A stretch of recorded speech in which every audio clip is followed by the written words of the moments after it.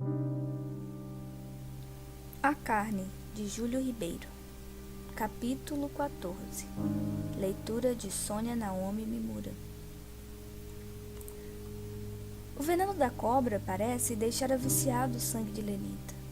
Sentia-se ela tomada de acessos súbitos de fraqueza moral, exatamente como nos primeiros tempos de sua vinda para a fazenda. Deixara de caçar, deixara de ler, extinguira-se-lhe a sede de ciência. Sentava-se a toda hora na rede ou em uma cadeira de balanço e emergia em cisma. Comia pouco, quase nada. Às vezes, encostava-se à mesa, debruçava-se, pegava em um lápis, em uma flor, em um objeto qualquer, e virava-o, revirava-o, batia com ele em ritmo estranho durante largo tempo, com os olhos parados, sem expressão na face, como se estivesse a 1.000.000 de léguas das coisas da terra. Barbosa, por sua parte, tornara-se reservado. A confissão de amor que Lenita lhe fizera acanhava-o a ele. Insensivelmente deixara-se prender em um laço de que não cogitara, de que nem sequer suspeitara. Achava-se em posição escabrosa, amava a Lenita doidamente, perdidamente. Sabia que era dela amado, ouvira-lhe-o a ela própria. Que mais, ou cortar de vez tudo, fazer as malas, embarcar-se para a Europa, ou tornar-se abertamente amante da rapariga? A aflição sentimental, platônica naquele caso, era uma imbecilidade, um acúmulo ridículo. E Barbosa passava a maior parte do tempo em visitas e jogos pela vizinhança, ele que dantes não jogava, que não visitava ninguém. Andava pelo mato de espingarda, mas a espingarda era um pretexto, ele não caçava. Uma tarde, ao descambar do sol, sentou-se cansado à raiz de uma figueira branca no centro da mata virgem. Olhou para cima maquinalmente, viu um enorme quantimundé, que o espiava da bifurcação de um galho, fazendo-lhe gaifonas com o longo focinho pontiagudo. Como se não se bastasse a tentação, ouviu-se um batido de asas forte e volumoso, e um macuco gigantesco veio em poleira na figueira, bem por cima do coati. Pousou, achatou-se em um galho, sacudiu-se, escondeu-se, encolheu a cabeça, soltou 3 pios altos, seguidos, compassados. Barbosa não prestou atenção nem ao quadrúpede, nem à ave. A sua espingarda continuou imóvel entre os joelhos. Por diante dos olhos, em uma como visão bentifica, esvoaçava-lhe a imagem de um pé, do pé de Lenita, branco, cetinoso, brevíssimo, com unhas róseas, transparentes e veias azuladas. Ele beijara esse pé, mais do que isso, ele sugara lentamente por muito tempo, tendo na mão o calcanhar adorável, redondo, rubro, onde a pressão dos seus dedos deixava marcas muito brancas. Sentiu o saibo da pele fina, veludosa, ameaçada da morte, mas cheia de vida. Seus lábios, como que tinham memória, recordavam-se. E o beijo paternalmente parvo que lhe dera na testa ao confessar-lhe ela o amor que lhe tinha. Ainda lhe auria o perfume natural dos cabelos, o hálito fresco, lácteo.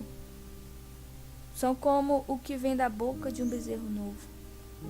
Por que não aceitar esse amor que se impunha, que se dava, que se oferecia? Não procurara ele a Lenita, viera ela a seu encontro, cônscia da situação, sabendo que ele era casado, que a não poderia nunca desposar legitimamente. E sem rebuços, com prudência castíssima, fizeram uma confissão que as mulheres nunca querem ser as primeiras a fazer. Gracejo não tinha sido, a ocasião não era para gracejos. Que mal advia ao mundo de que se alcançassem, de que se possuíssem, de que se gozassem um homem e uma mulher que se amavam? Não se podia casar com Lenita? Que tinha isso? Que é o casamento atual, senão uma instituição sociológica, evolutiva, como tudo que diz respeito aos seres vivos, sofrivelmente imoral e muitíssimo ridícula?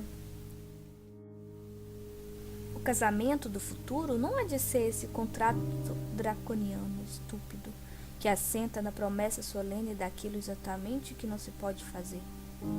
O homem, por isso mesmo, que ocupa o supremo degrau da escada biológica, é essencialmente versátil e mudável. Hipotecar um futuro incerto, menos ainda improvável, consciência de que a hipoteca não tem valor, será tudo quanto quiserem, menos moral. O amor eterno, só em poesias piegas, casamento sem divórcio legal, regularizado, honroso, para ambas as partes é caldeira de vapor, sem válvulas de segurança, arrebenta. Encasaca-se, paramenta-se um homem, atavia-se, orna-se de flores simbólicas uma mulher, e lá vão ambos à igreja, em pompa solene, com grande comitiva. Para quê? Para anunciar em público a presença de quem quiser ver e ouvir a repicas de sino e som de trompa, que ele quer copular com ela, que ela quer copular com ele, que não há quem se oponha, que os parentes levam muito a bem, bonito, e a multidão, velhos e moços, machos e fêmeas, de olhos encarquilhados e dentes à mostra em riso alvar, dando-se cotoveladas maldosas, segregando obscenidades, seria ridículo se não fosse chato, sujo. O amor é filho da necessidade tirânica, fatal, que tem todo o organismo de se reproduzir, de pagar a dívida do antepassado segundo a fórmula bramática. O amor é um eufemismo para abrandar um pouco a verdade ferina da palavra cio. Fisiologicamente e verdadeiramente, amor e cio vêm a ser uma coisa só. O início primordial do amor está, como dizem os biólogos, na afinidade eletiva de duas células diferentes, ou melhor, de duas células diferentemente eletrizadas. A complexidade assombrosa do organismo humano converte essa afinidade primitiva, que deveria ter sempre como resultado uma criança, uma batalha de nervos que, contrariada ou mal dirigida, produz a cólera de Aquiles, os desmandos de Messalina, os êxtases de Santa Teresa. Não há recalcitrar contra o amor, força é ceder. A natureza não se resiste e o amor é natureza. Os antigos tiveram uma intuição clara da verdade quando simbolizaram em uma deusa formosíssima, implacavelmente vingativa na Vênus Afrodite, o laço que prende os seres à alma que lhes dá a vida. Lenita se lhe oferecia, pois bem, ele seria o amante de Lenita. E Barbosa ergueu-se, robustecido, forte, como quem acaba de tomar uma resolução definitiva, caminhou apressadamente para casa. Quando chegou, era quase noite, já estava escuro. Entrou no seu quarto, largou a espingarda e a patrona, riscou fósforo, acendeu uma vela, lavou as mãos, saiu. No corredor, ao chegar à antessala, deu com alguém. Era Lenita. "Ó!", exclamou ele. As mãos de ambos, como se procuravam no escuro, encontraram-se, entrelaçaram-se. Barbosa puxou Lenita para si. Quis beijá-la na boca. Não teve ânimo. Beijou-a ainda na testa.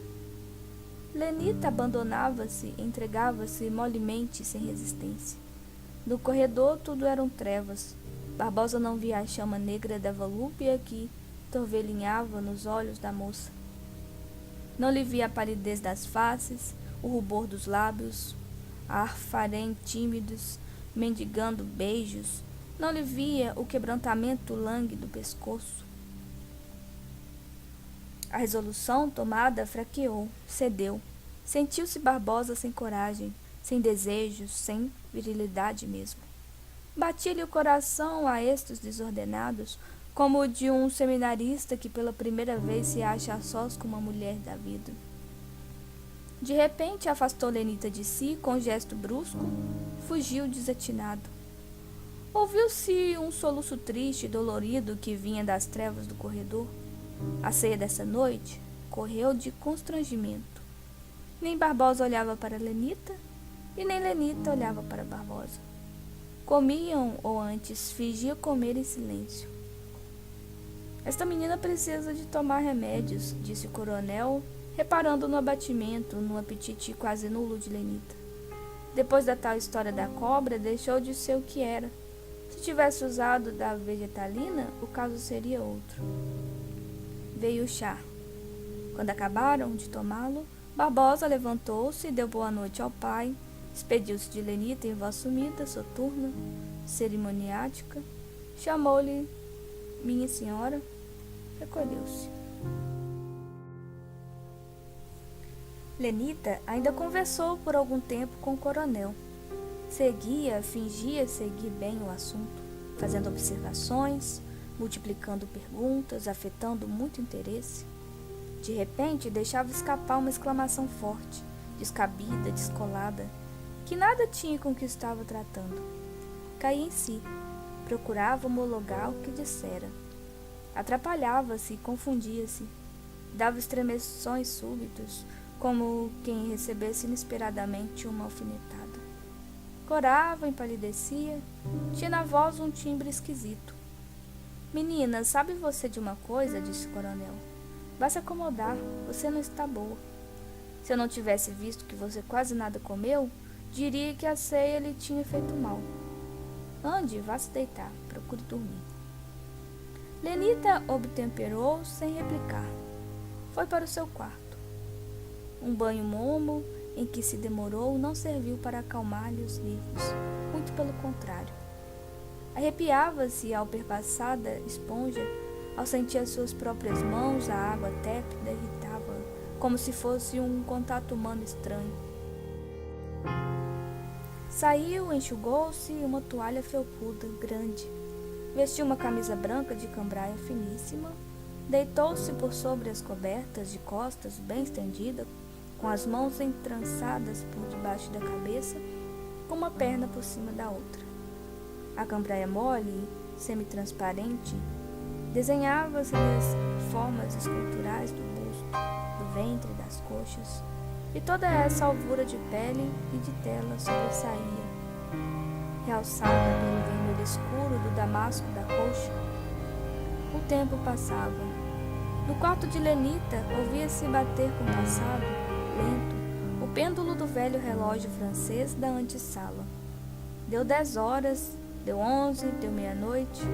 Cada pancada do badalo na campainha soava muito distinto, muito vibrante. Lenita mudava de posição, revolvia-se na cama, não dormia, não podia adormecer. Uma obsessão mordente subia-lhe da periferia do corpo. Comprimia-lhe o coração, atordoava-lhe o cérebro. Sentia picadas na pele, tinha calafrios, zuniam-lhe os ouvidos. Sugando-lhe as feridas feitas pelos aguilhões da cobra, Barbosa retirara um veneno, mas deixara outro. Lenita nunca mais cessara de sentir a sucção morna, demorada, forte dos lábios de Barbosa em torno das picadas, no peito do pé. A sensação estranha, deliciosa, incompatível que lhe produzira essa sucção perdurava, vivia, mas ainda multiplicava-se, alastrava. Era um formigamento circular que lhe trepava pelas pernas, que lhe afagava o ventre, que lhe tilitava os seios, que lhe comichava os lábios. E ela queria Barbosa, desejava Barbosa, gania por Barbosa. Esperar até amanhecer. 1, 2, 3, 4, 5, 6 horas. Ouvir o tic-tac do relógio, lento, medido, regular, igual, metálico, monótono, impiedoso. Ouvi-lo 60 vezes por minuto, 3.600 vezes por hora, 21.600 vezes nas 6 horas que faltavam para amanhecer. Impossível! Ergueu-se, descalça, em camisa, inconsciente, louca, abriu a porta, atravessou a sala, abriu a outra porta, saiu na antessala, enfiou pelo corredor, parou junto à porta do quarto de Barbosa, a escutar. E nada ouvia. Dentro, fora, dominava um silêncio profundo. quebrado apenas pelas pulsações violentas do seu próprio coração. Encostou o ouvido na fechadura e nada. O seu ombro fez uma ligeira pressão sobre a folha da porta e essa cedeu. Entreabriu-se, chiando ligeiramente. Uma lufada de ar quente, saturada de aroma de charuto havano, veio afagar-lhe o rosto, os seios, o busto quase desnudo, no decote da grande camisa. Lenita perdeu completamente a cabeça. Entrou, em bicos de pés, sem fazer rumor, escorregando, deslizando, como um fantasma. Abeirou-se da cama de Barbosa.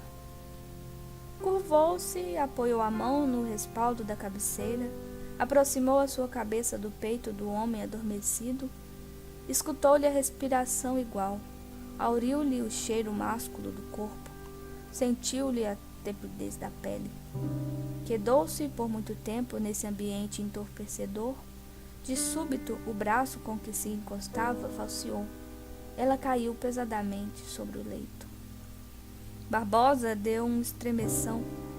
Acordou sobressaltado, sentou-se, estendeu as mãos e encontrou-a, aziu-a e perguntou assustado: Quem é? Quem é? A cutis morna, cetinosa da moça, macieza da cambraia que a envolvia em parte, o perfume de peru de Spagne que de seu corpo exalava, não lhe permitiam dúvidas, mas ele recusava a evidência dos sentidos, não podia crer. Achava absurda, monstruosa, impossível a presença de Lenita em seu quarto. Aquela hora, naquela quase nudez. E contudo, era real. Ali estava. Ela sentia-lhe a carne quente, dura, palpava-lhe a pele íspida pelo desejo, escutava-lhe o estuar do sangue e o pulsar do coração. Um tropel de ideias desordenadas agitou-se-lhe, confundiram-se-lhe no cérebro excitado. O raciocínio ausentou-se, venceu o desejo, triunfou a sugestão da carne. Sentou-se rápido à beira da cama sem largar a moça. Puxou-a para si, cingiu-a ao peito, segurou-lhe a cabeça com a mão esquerda e, nervoso, brutal, colocou-lhe a boca na boca. Achatou-a os seus bigodes ásperos de encontro aos lábios macios dela, bebeu-lhe a respiração. Lenita tornou-se um sentimento inexplicável de terror. Quis fugir e fez um esforço violento para desenlaçar-se, para soltar-se. Era o medo do macho, esse terrível medo fisiológico que nos pródromos do primeiro coito assalta a toda mulher e toda fêmea. Baldado, intento, retinham-na os braços robustos de Barbosa. Em suas faces, em seus olhos, em sua nuca, os beijos dele multiplicavam-se. Esses beijos ardentes, famintos, queimavam-lhe a epiderme, punham-lhe lava cadente no sangue, flagelavam-lhe os nervos, torturavam-lhe a carne.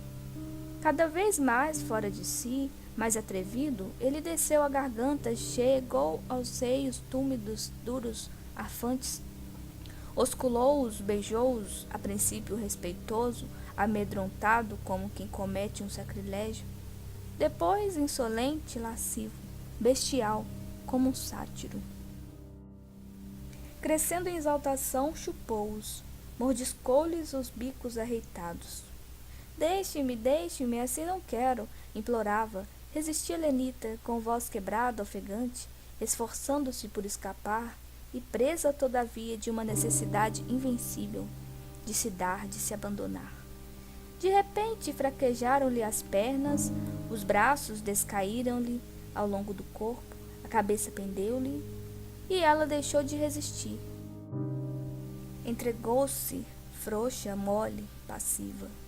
Barbosa ergueu-a nos braços possantes, pô-la na cama, deitou junto a ela, apertou-a, cobriu-lhe os seios macios com o peito vasto, colou-lhe os lábios nos lábios. Ela deixava-o fazer, inconsciente, quase em delírio, mal respondendo aos beijos frementes que a devoravam. E corria o tempo. Barbosa não podia prestar fé ao que se estava dando. descrente de mulheres, divorciado da sua, gasto, misantropo, ele abandonara o mundo, retirava-se seus livros como seus instrumentos científicos para recanto selvagem, para uma fazenda do sertão. Abandonara a sociedade, mudara de hábitos, só conservara, como relíquias do passado, o asseio, o culto do corpo, o apuro despretensioso do vestir. Levava a vida a estudar, a meditar, ia chegando ao quietismo, à paz de espírito de que lhe fala Plauto, e que só se encontra no convívio sincero, sempre o mesmo, dos livros, no convívio dos ausentes e dos mortos. E eis que a fatalidade das coisas lhe atira no meio do caminho uma mulher virgem, moça, bela, inteligente, ilustrada, nobre, rica. E essa mulher apaixona-se por ele, força-o também a amá-la, cativa-o, aniquila-o. Faz mais, contra a expectativa, tomando realidade o improvável, o absurdo veio ao seu quarto, interromper-lhe o sono, entregar-se. Ele a tem entre seus braços, lânguida, mole, ruída de desejos. Aperta-a, beija e nada mais pode fazer. Não que o detenham preconceitos, receio de consequências. Não tem preconceitos, já não receio de consequências. O que o detém é um esgotamento nervoso de momento, uma impossibilidade física inesperada. Debalde procura na concentração da vontade o tom da fibra nervosa, o robustamento do organismo. Sente o ridículo da posição, desespera, tem as mãos frias, banha-se em suor, chega a chorar. Afastou-se de Lenita, dementado, louco, escalavrando o peito com as unhas. Não posso, exclamou, ululou desatinado. Deu-se uma inversão de papéis. Em vista dessa frieza súbita, desse esmorecimento de carícias, cuja causa não podia compreender nem sequer suspeitar, no furor do erotismo que a desnaturava, que a convertia em bacante, impudica, em fêmea corrida, Lenita agarrou-se a Barbosa, cingiu-o, enlaçou-o com os braços, com as pernas, como um polvo que a ferra a preia. Com a boca aberta, arquejante, úmida, procurou-lhe a boca. Refinada instintivamente em sensualidade, mordeu-lhe os lábios, beijou-lhe a superfície polida dos dentes, sugou-lhe a língua. E o prazer que ela sentia revelava-o na respiração adoçada, no hálito curto, quente. Era um prazer intenso, frenético, mas sempre incompleto, falho. Barbosa, arquejante, tinha ímpetos de levantar-se, de tomar uma pistola, de arrebentar o crânio. Pouco a pouco operou-se uma reação. Sentiu Barbosa que, menos agitado, lhe circulava o sangue, que um calor doce se lhe expandia pelos membros, que o desejo físico se despertava, dominante, imperativo. Recobrou-se de vez da passageira fraqueza. Achou-se forte, potente, varão.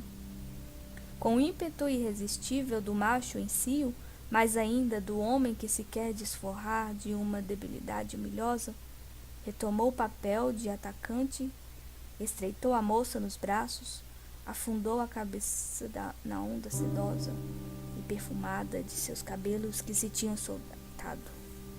Lenita, Barbosa. E um beijo vitorioso o recalcou para a garganta o grito dolorido da virgem que deixara de ser.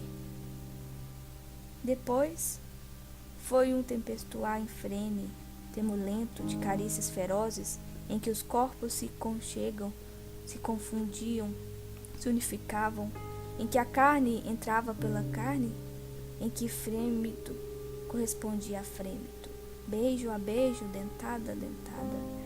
Desse marulhar orgânico escapavam-se pequenos gritos sufocados, ganidos de gozo, por entre os êxtos curtos das respirações cansadas, ofegantes. Depois de um longo suspiro, seguido de um longo silêncio, depois da renovação, da recrudescência da luta, ardente, fogosa, bestial, insaciável, Pela frente da janela, esboçou-se um rastilho de luz tênue. Era o dia que vinha chegando. Deixe-me, Barbosa, é preciso ir. Está amanhecendo, está clareando. Não, ainda não. Aquilo não é o dia, é o luar. Vou, deixe-me. E fazendo um esforço violento, Lenita escapou-se do leito e dos braços de Barbosa. No desvão da porta entreaberta, enquadrou-se por um momento em sua sombra indecisa, desapareceu. Barbosa ergueu-se, vestiu-se rapidamente, saiu, fechou a porta, tirou, guardou no bolso a chave. Lenita, do seu quarto, ouviu-lhe, contou-lhe as passadas que ressoavam fortes. A moça estava com febre, tinha a cabeça em fogo, sentia-se zonza, atordoada, via a todo momento discos luminosos, com um núcleo que se alargava, cambiando de cores, passando do verde escuro ao vermelho cobre. Ardia-lhe a garganta, a boca estava peganhenta. No quarto deserto de Barbosa, o rastilho de luz coado pela frincha da janela ia bater sobre a cama desarranjada, na alvura dos lençóis amarrotados. Punham notas muito vivas algumas manchas de sangue frescas, úmidas, rubras.